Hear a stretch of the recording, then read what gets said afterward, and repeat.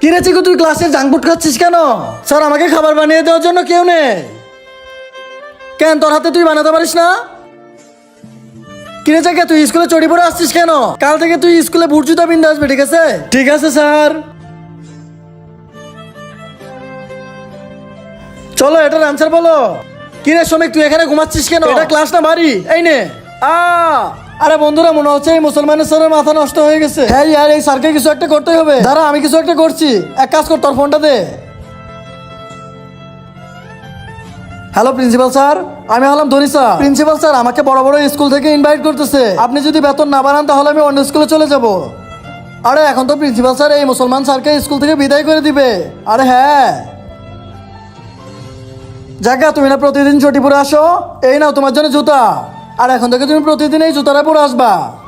বেটা চিকু, তুমি তো প্রতিদিন জাঙ্ক ফুড খাও। তোমার জন্য এই যে নাও খাবার নিয়ে আসছি।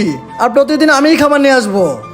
তার আগে তুমি যদি ইন্ডিয়া পতাকাকে ভালোবাসো তাহলে ভিডিওতে একটা লাইক করো। আর তুমি যদি আমার মতন বাংলাদেশি পতাকাকে ভালোবাসো তাহলে ভিডিওতে লাইক সাবস্ক্রাইব করো। আর তুমি যদি এই দুইটার ভিতরে একটাও না করো তাহলে আমি বুঝবো তুমি এই দুইটার ভিতরে একটাকেও ভালোবাসো না। আরে স্যার, আপনি কিভাবে স্কুল থেকে যাবেন? আমি এখন স্কুল থেকে আপনাকে বিদায় করে দিব। আরে স্যার, আমি কি করেছি আপনাকে? যাও, বের হয়ে যাও আমার স্কুল থেকে। আরে এটা আমরা কি করলাম?